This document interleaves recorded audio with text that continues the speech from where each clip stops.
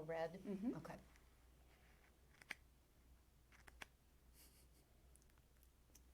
Welcome, Harwich viewers. I'm Emily Milan, Chair of the Voter Information Committee, and I'm joined today by Tina Games, our school committee member, Scott Carpenter, our superintendent of Monomoy Regional School District, and Michael McMillan, the financial director, correct? Business manager. Business Yeah. manager, thank you. I apologize for that. We should have Always. reviewed it beforehand.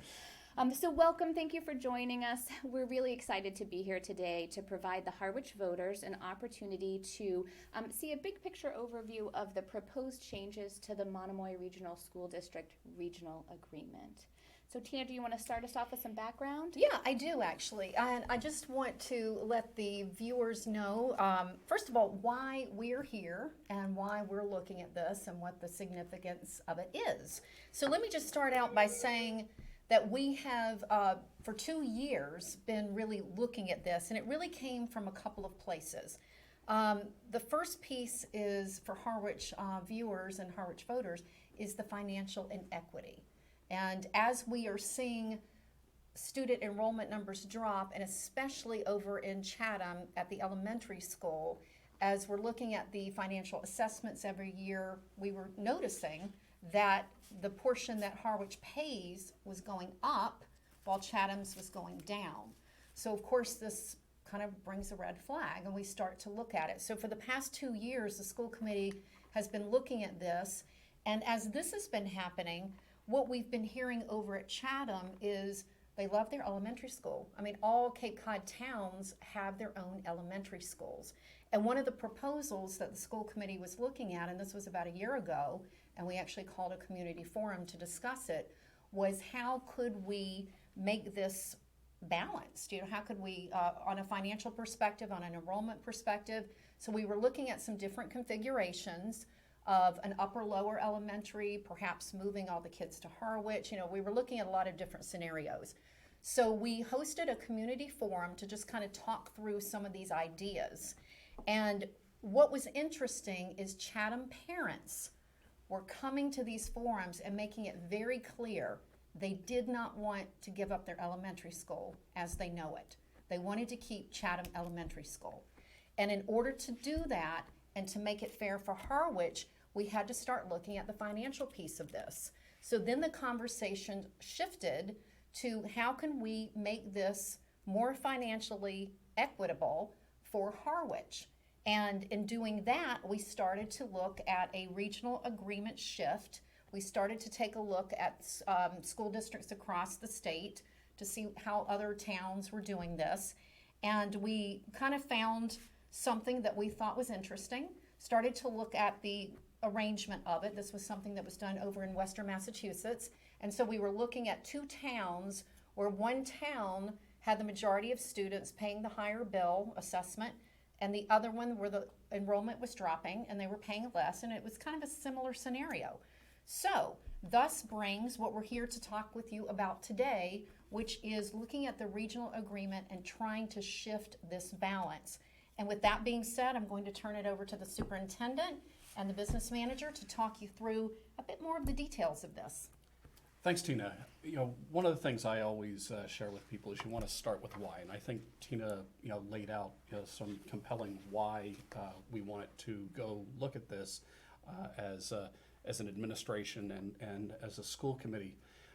We have to keep in mind that regional agreements are really meant to be reviewed every 10 years, and we are entering our 10th year in Monomoy.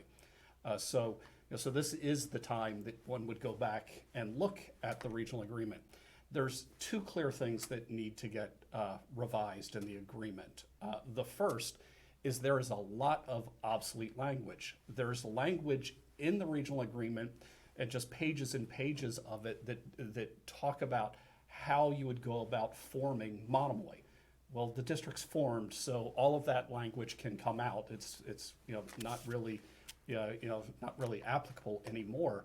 But and when I say obsolete, the word Monomoy never even shows up in that regional agreement.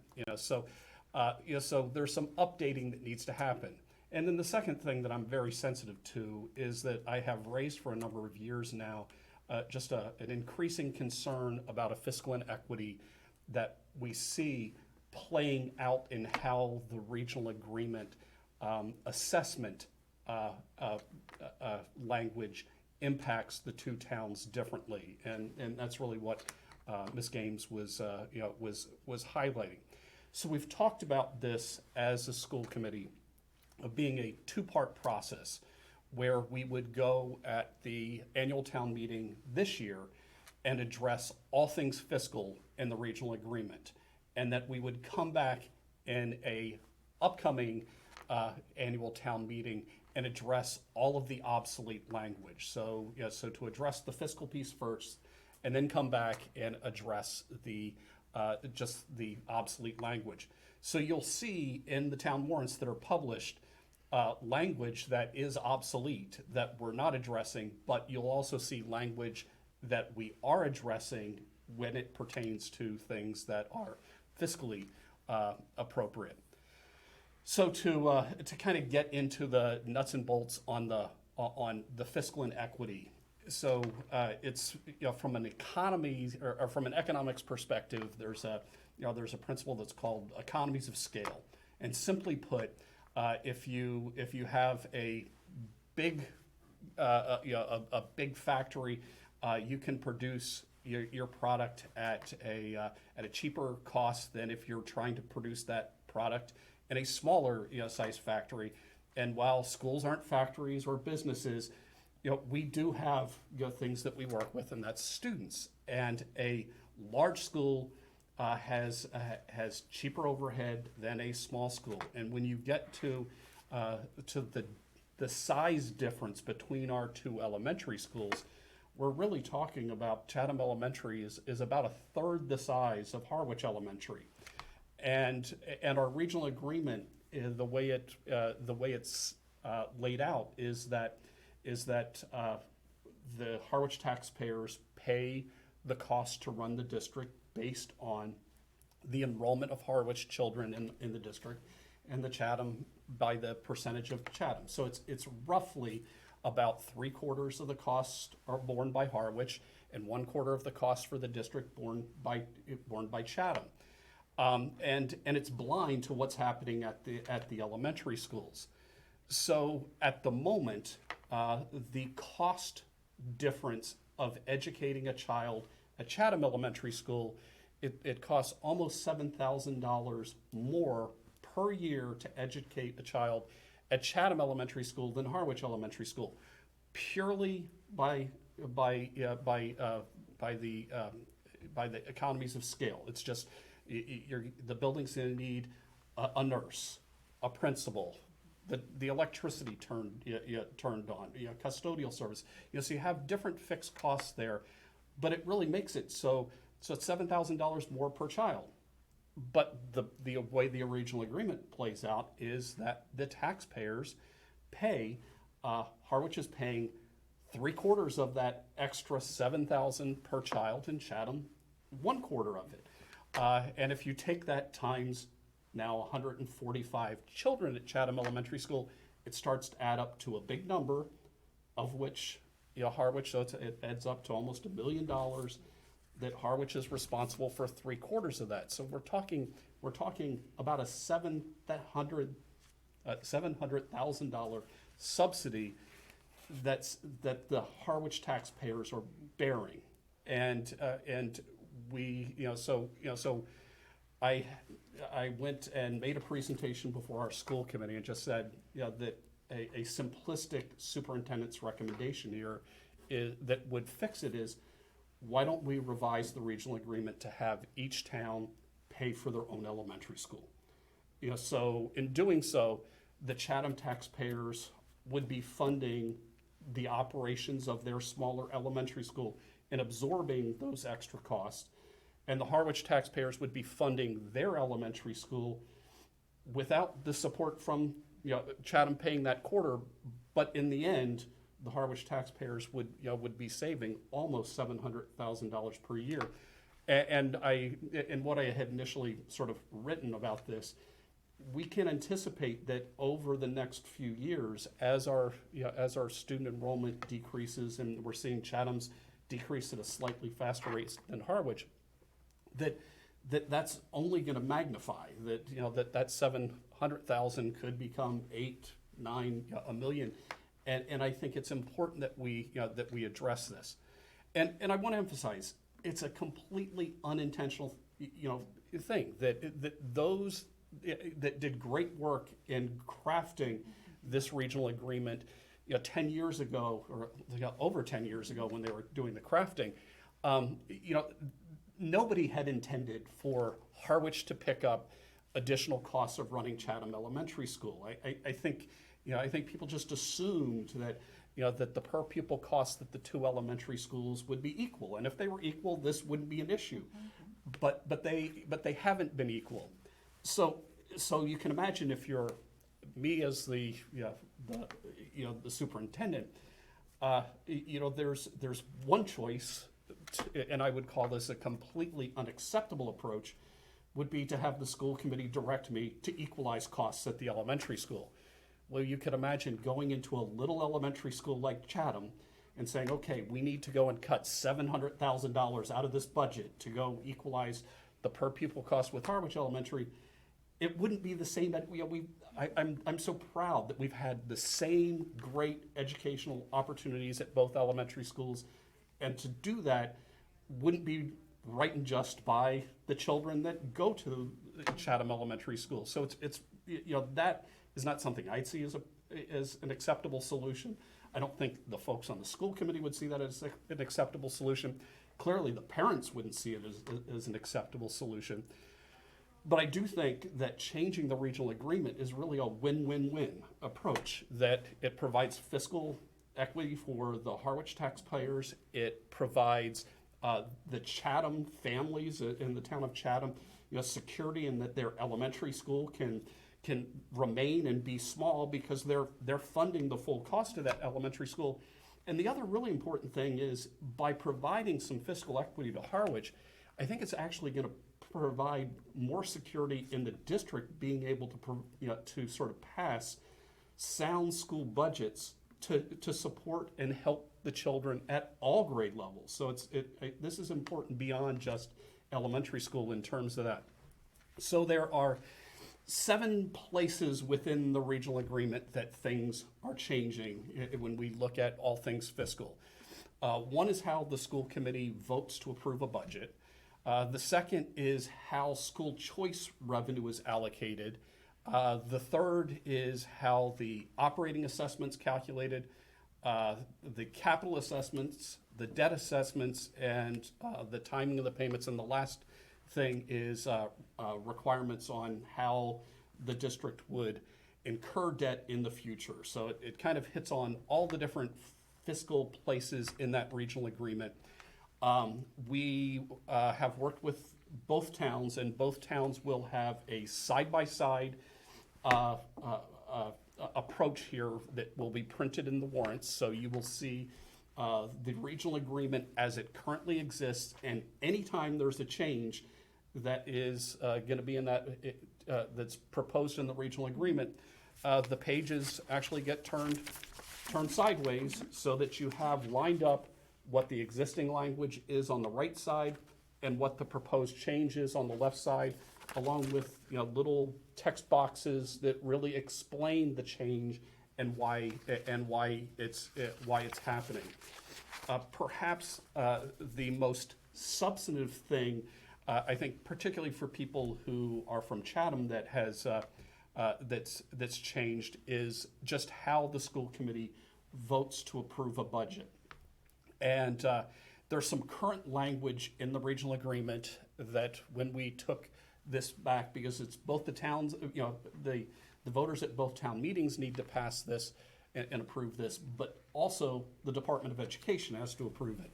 And for whatever reason, while the Department of Education lawyers 10 years ago went and approved something, this time around, when we sent them the regional agreement to look at, there was language from the existing agreement. They said, this little clause here needs to get changed because it doesn't support or mesh with what state law says. So there's a clause under the budget that says that the proposed budget shall be approved by a majority vote with at least one committee member from each member town voting in the affirmative.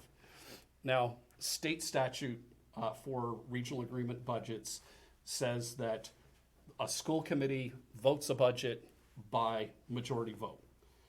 Period. You can't go and say, have a clause to go and have any restriction on the majority. So we can't say that one member from each town must vote for the budget. It just has to be a straightforward majority vote. Can I make one quick comment that viewers may or may not know? When we say majority, so we have 8 members of the school committee, 4 from Harwich and 4 from Chatham. But what you might not know is it's weighted voting, meaning that because Harwich has more enrollment and Harwich, has more of the assessment, that each of the Harwich members currently have 1 full vote, and each of the Chatham members have a half vote. So technically, in that scenario, the majority, if Harwich decided we all agree, we can pass whatever, and Chatham may not have a voice. So originally, the folks that put this together, way back when, wanted to make sure that Chatham wasn't shortchanged. So that's why we had that person from Chatham had to weigh in. So I just wanted to give that background because not everybody may realize how the voting actually is weighted. Yeah. And this for Chatham was a really important clause in that regional agreement because I think some in Chatham were worried that the larger Harwich group would sort of take over and that the voice from the smaller Chatham community would be lost. So we worked with the Department of Education and both of the select boards, and the Department of Education approved language that actually is how it really operates and has been operating for the last 10 years. So that before a budget moves forward to the school committee for a vote, we have a budget subcommittee from the school committee that works with Michael and I on a budget, and that has 2 members from Harwich and 2 members from Chatham, and we work through a budget until there's consensus. So there's a voice and support from Chatham and from Harwich at that process. So there's a process that has been in place and has worked well for our school district for a decade.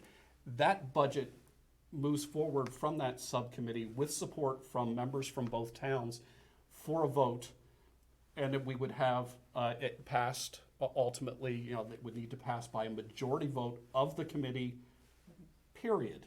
And the Department of Education says that process, meets the fiscal requirement or the statutory requirements in the law. Just other quick hits on other places, because I think the other changes are I think far less third rails for some people out there. The first is just how school choice revenue is allocated. So there is nowhere in the current regional agreement that talks about the allocation of school choice money, but we have money that comes into the district anytime a child from Dennis or Yarmouth or Brewster or Orleans, chooses to choice into the district. We want to make sure that if we're allocating the funding and having each town pay for its own elementary school, that we're being equitable and not saying, oh, we're going to apply all the school choice money to offset costs at Harwich Elementary School or all over at Chatham, that we're allocating that money equitably for all the schools. So we put in a little clause in the proposed changes to make sure that there's equitable allocation there for the school choice revenue. And then just other things. We have sort of capital and borrowing costs that are we clarify in here that because each town is paying for its own elementary school, that we have those capital costs are now for a building, for an elementary school building, are assumed by the town that owns the building. So we have been in the last several school committee meetings talking about roofs that need to happen on the 2 schools in Chatham, which I think because they're a little closer to the ocean, those roofs are taking a little more of a beating than maybe Harwich's, the buildings in Harwich. And yeah, so Chatham Elementary School in the near future will need a new roof, but the town of Chatham will be responsible for that roof. The middle school, because it has children from both towns at it, that would be split based on enrollment, based on the enrollment between Harwich and Chatham, with Harwich picking up 3/4 of those costs. But we also have to keep in mind that in making this change, then when it comes time for Harwich to have a new roof on its elementary school, which is still many years out, that would be borne by the Harwich taxpayers. And then just the timing of the payments. There's, for 10 years now, we have been following a process of when Harwich pays and when Chatham pays. That's a little different than the language that's in the agreement. So it's just capturing the way business has operated between the school district and the two towns. There's a last little piece on incurring debt, where state statute allows a school district to incur debt in the future, and so at possibly when it comes to roofing projects, there might be a need to incur debt for that. We also get support from the state building authority, but the current language states that the school committee will by majority vote, elect to move forward sort of a debt request. And again, state statute says that because it's debt, it needs to be by 2/3. So again, they're picking up something that 10 years ago wasn't noticed. So it's a correction of that. The state has also asked the school committee to sort of decide which one of two mechanisms do you want to have as your default, and what the school committee has proposed is that that when there's a debt vote that passes by 2/3, that ultimately it would move forward to be on a ballot, so that all members in the towns would be able to weigh in on whether or not that school committee vote actually moves forward to be funded. So I'll leave off there with all of that. Okay, that was a lot to take in, and I have a couple of follow-up questions before we move on to Mr. McMillan, if that's okay. Sure. And bear with me, I didn't bring a pen to make myself notes, so I'm going off memory. It sounds like some of what we've discussed so far are statutory requirements, as you said. It's state law. We need to make our language match their expectation. But two things that we discussed that I have questions about. Number one, school choice. You mentioned changing the formula for disbursement of those school choice funds. And I'm just curious, and if Mr. McMillan's going to get into it, we can skip it. But I'm just curious how that's distributed. Is the money going to the receiving schools? So, for example, if Chatham has 10 school choice students coming into Chatham Elementary and Harwich has 15 coming into Harwich Elementary, is it distributed based on where the students are going? So it's distributed based on the percentage of students in the district that attend that school, and there's a reason for that, and that's that where students at particularly at the elementary level, which elementary school students are at is somewhat a factor of decisions that happen each year at the central office level as we look at what are the possible class sizes that we're going to be seeing at Chatham Elementary Kindergarten and Harwich Elementary Kindergarten. How many families from outside of our district would like to send their child to kindergarten, and say, okay, where are there free spaces? So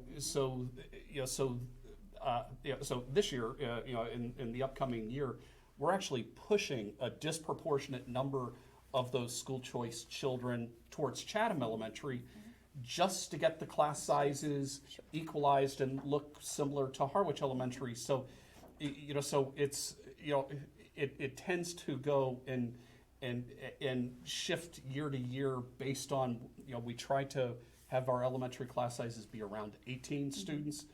And, so there's some level of, so it's not just looking at how many kids go to that building, because if they're complete not sense. there, if they could have gone to Harwich, but we tried to equalize class sizes and have them go to Chatham, at least this year. Yeah, because there's a bigger picture to look at. Right. That makes Yep. sense. This is why I became a librarian. I'm not a numbers person. I deal with words. That's my strong suit.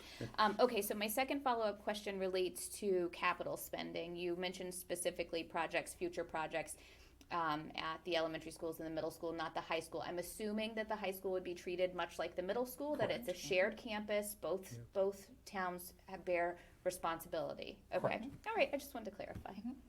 All right. And so what I'd like to do is just turn things over to Michael, who can talk about how did all those words go and actually impact the assessment. The numbers part.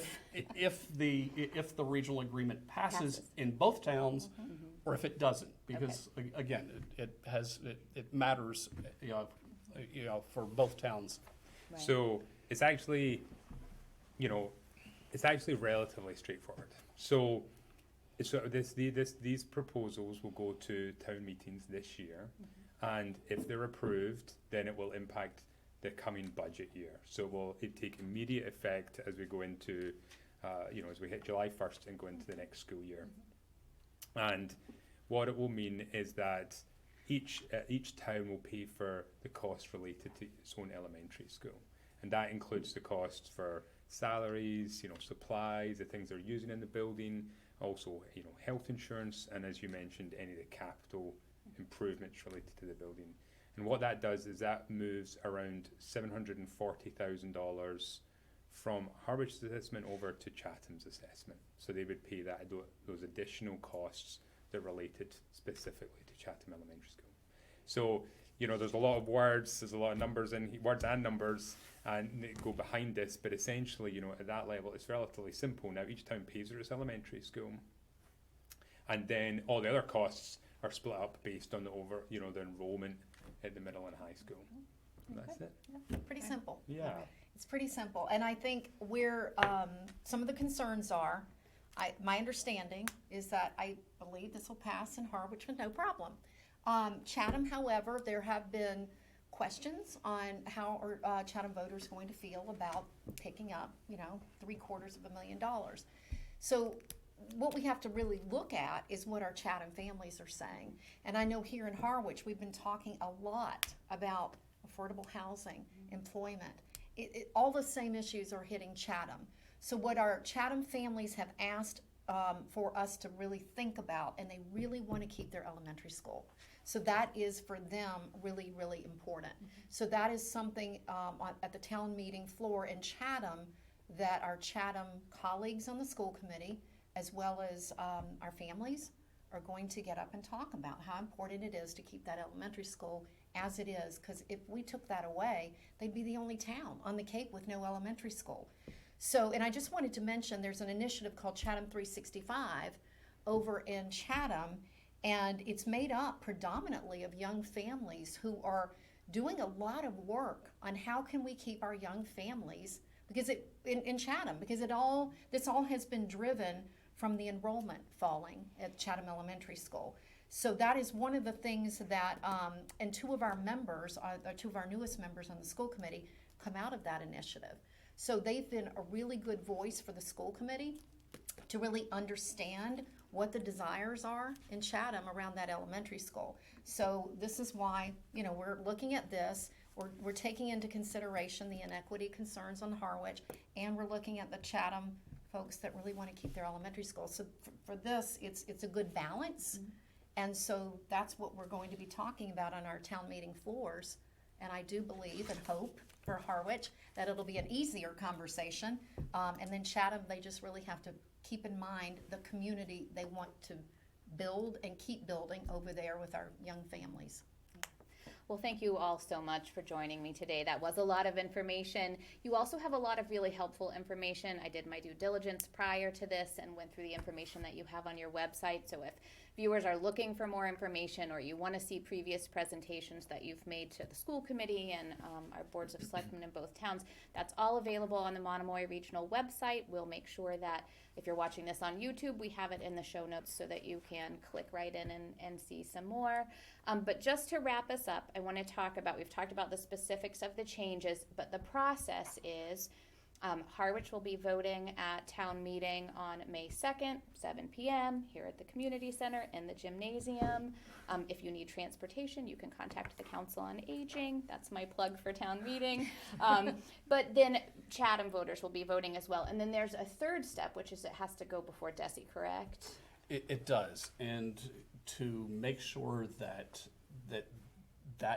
process doesn't hold up implementing this, we have worked and pre-vetted all of the language. So so simply, I think it would be us notifying DESI. Here's the town meeting votes, and would be able to have this take effect this coming fiscal year. So so we've been trying to do everything we can on our end to have this be a fiscal change that happens for the FY23 budget. Which is July 1st of 2022. Yeah. Okay. I think we have a question from the audience. Do we have an audience? Oh, Oh, article number. I don't know the article number. Oh, it's article number 5. Article Thank number you. 5. Thank you for Thank you to from Chris our audience Joyce. member. All Chris right, so Joyce. you'll be early on, so hopefully definitely that Monday, May 2nd meeting, not the likely Tuesday, the 3rd meeting. Yeah. All right, well, thank you all so much. I appreciate you being here, and I hope that our viewers got a lot out of this. Like I said, there's more information on the Monomoy website if you want to take a peek, and we look forward to seeing you at town meeting. Thank you.